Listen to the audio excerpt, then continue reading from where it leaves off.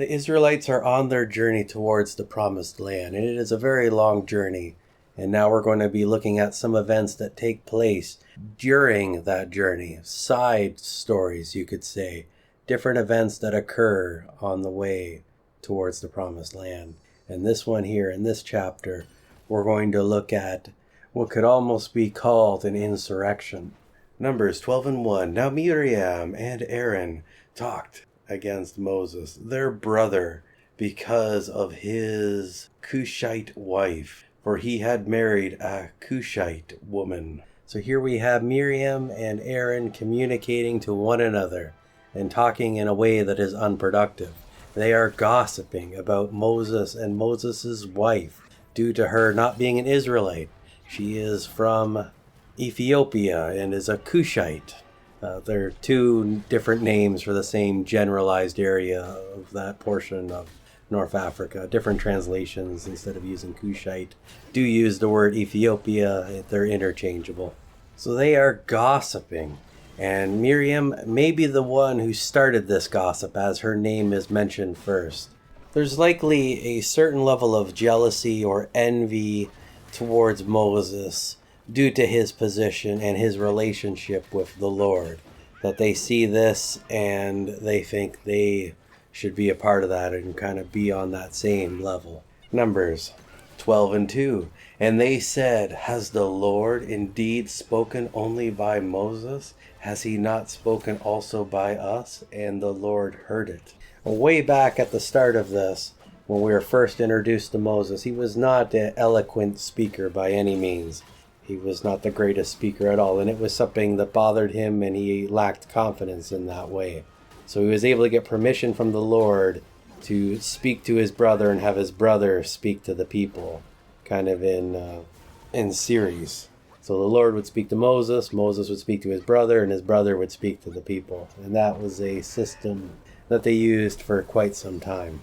Later on, of course, Aaron becomes the high priest, so there is a certain level of relationship to the Lord in that position as well. Now Miriam, the sister, when they were in the process of leaving Egypt, she was also a prophetess, and she did help lead some of the women along to come on this journey and did some negotiations that way. We see that in Exodus 15. So there's a level of jealousness or envy here towards Moses, in that they both have also received communications from the Lord. Either way, they were murmuring against Moses, and it was something that the Lord heard, and he knew what was going on. Numbers 12:3. Now the man, Moses, was very meek, gentle, kind, and humble, or above all the men on the face of the earth. Here we have a description of the character of Moses, what Moses was like, his personality. And these traits that we see here are ones that God really likes. And we see more of that in the New Testament when it speaks of meekness. Numbers 12:4. Suddenly the Lord said to Moses, Aaron, and Miriam, come out, you three, to the tent of meeting. And the three of them came out. Here we have the event in which the Lord calls out to bring these individuals in. Called to the principal's office, so to say.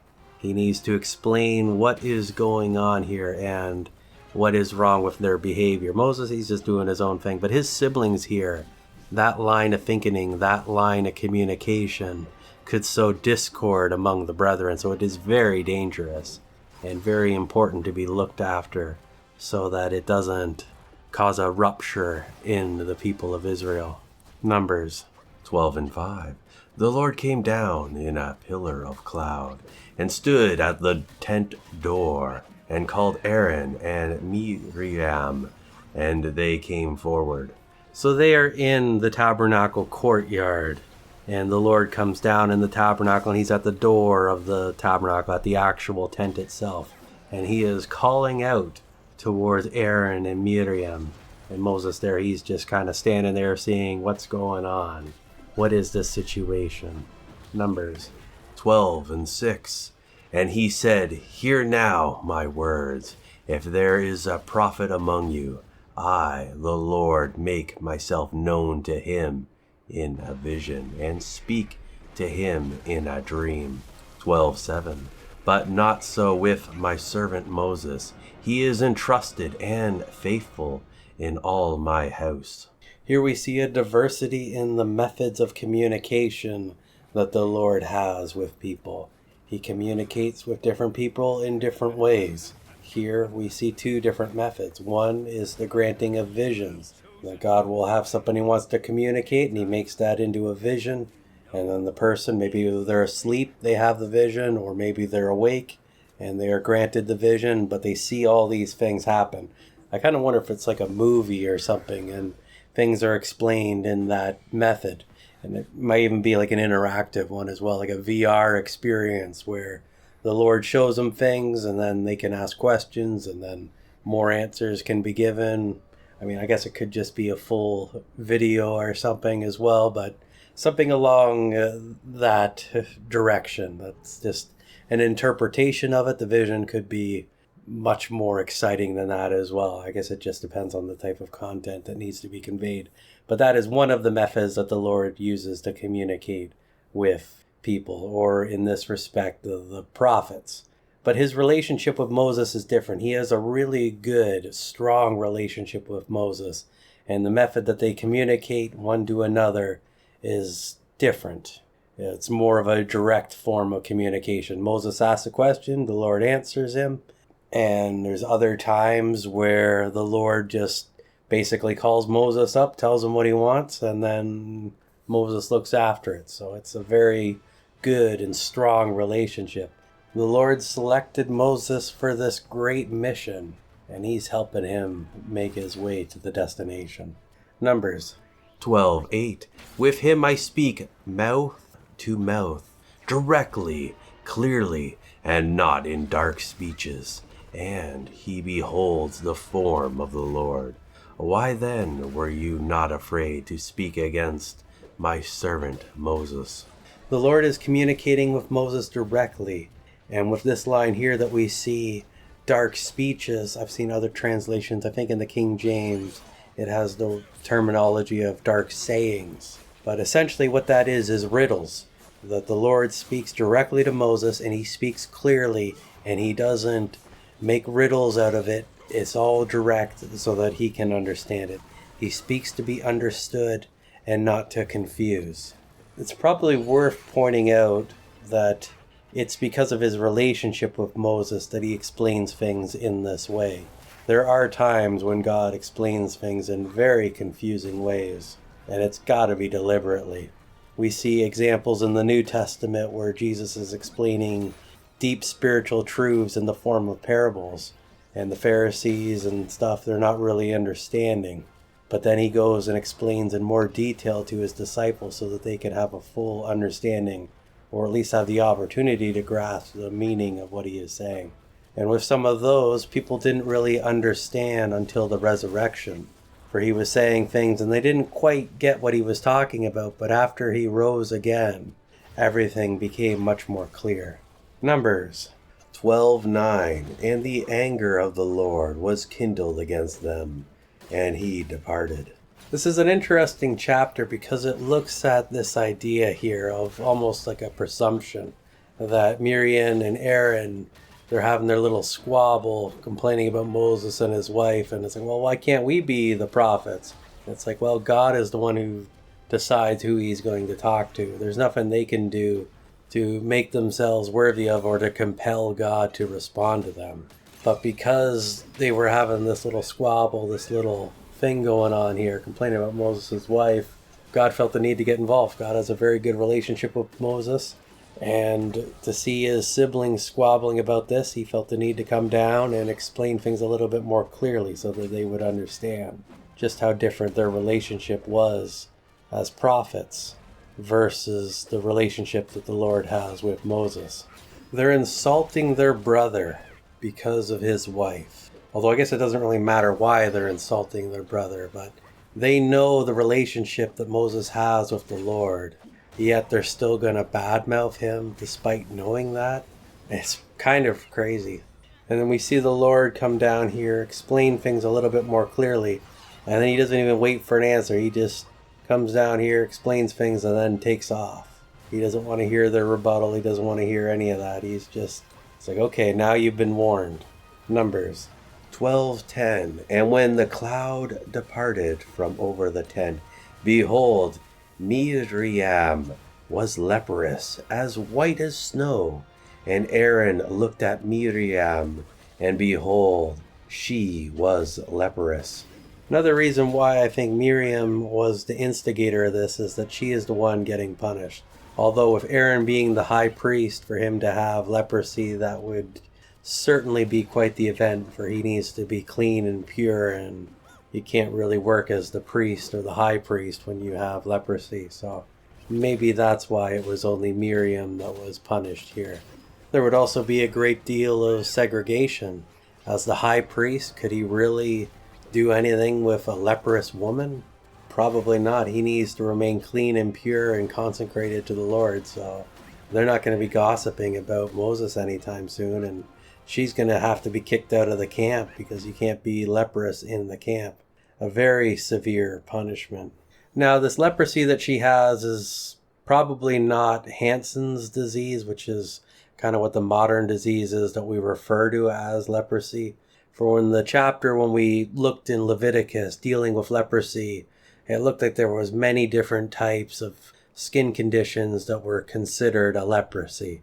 And the description of her skin being all white doesn't really sound like Hansen's disease, but whatever the skin condition that she had, it was probably very unpleasant. I'm sure she was really itchy and just kind of in a bad state, and because she's considered ceremonially unclean and has to be removed from the camp, this was probably pretty rough and pretty severe of a punishment. But as we'll see, this is a temporary punishment and not an eternal one where this leprosy goes away after a while. Numbers 12:11. And Aaron said to Moses, O my Lord, I plead with you, let not the sin upon us, in which we have done foolishly, and in which we have sinned. Aaron now realizes the folly in what they were communicating about or conspiring about. He realizes just how bad it was. And seeing this instantaneous judgment of his sister being covered in leprosy, he is going to his brother and asking for mercy, asking for him to plead on their behalf, because the judgment that they deserve is far greater than what they can endure. It wasn't out of malice, it wasn't out of hatred of his brother, but it was a jealousy, an envy of his position. And it's easy to speak things that should not be spoken. Aaron is in a very different position than Moses, and he realizes that here, that this presumption that they were having, talking about being prophets, that they were nowhere near the level that Moses was on. And he's almost praying to Moses as if he was God here to have mercy on them. Numbers 12:12. Let her not be as one dead, already half decomposed, when he comes out of his mother's womb. The severity of this leprosy that Miriam was struck with must have been incredibly intense. For the description here to be like a corpse, like a stillborn baby, what that would look like. I've never actually seen one of those, but I imagine it would probably be a pretty horrifying sight. Numbers 12:13. And Moses cried to the Lord, saying, Heal her now, O Lord, I beseech you. Wow, this whole event here is wild. So we have Moses. He is in a very difficult position here. He sees his sister become completely leprous, and it's pretty severe leprosy. And we have his older brother begging him to ask the Lord for mercy. And then Moses sees the Lord's judgment, and he needs to trust in the Lord, so he is being pulled in all directions. But in the end, he decides, he cries out to the Lord for the Lord to help his sister.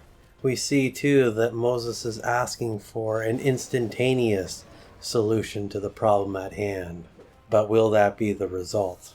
Numbers 12:14. And the Lord said to Moses, if her father had but spit in her face, she should not be ashamed for 7 days. Let her be shut up outside the camp for 7 days, and after that let her be brought in again. So we have the Lord responding to Moses quite quickly, and that she is going to be punished for a time before being able to return in. We have this idiom of the father had but spit in her face. This is kind of a symbol of indignation, contempt, or consequences to the situation. I guess normally this would be applied in a human sense, but here God is using it in a divine sense as a type of punishment for her, that she is going to be leprous here for a week as a punishment. And she is, of course, kicked out of the camp for being unclean, so she's going to have to survive on the outskirts for the next week before being cleansed of her leprosy and being able to return back to society. Numbers 12:15. So Miriam was shut up without the camp for 7 days, and the people did not journey until Miriam was brought in again. So Miriam has been stricken with leprosy and she is exiled from the camp. I wonder if this was in the middle of the day, or if it was in the afternoon or at night, and if other people would have saw her on her way out of the camp and saw her leprosy and asked questions about what exactly happened and whether or not that news was made public or not. There's a whole lot of different ways this situation or event could go down. I mean, it could be an educational thing for everybody, but at the same time, it's kind of family troubles, and it might be better not to be quite so open about that. But it is written here in the book of Numbers, so it did go public eventually. But it's hard to say exactly how this went down. But she's outside the camp, and she's going to spend the week there just doing whatever it is. I guess no one's allowed to really go near her, and if they do, she's got to chant that she's a leper, no, don't come near me, right? You know, because a lot of it's infectious or whatever. So it was probably very humiliating to go through that, a very severe punishment for her to be in that position, to know her place and not to be presumptuous of her relationship with the Lord. And Aaron, he's just as guilty, and he sees her going through this, but he is not a victim of the same punishment. So that was probably very difficult for him as well. So it's just a rough situation all around. Of course, Moses would also be affected by that, seeing his sister like this. So after this week was over, she was restored and was able to rejoin the camp. And they waited for her before moving again, before continuing on with the journey. I see they, but the Lord was the one leading them. So the Lord waited a week and waited for her to be restored before continuing on with the wilderness wandering. Numbers 12:16. Afterward they removed from Hazeroth and encamped in the wilderness of Paran. So it continues. The journey continues in the wilderness wandering.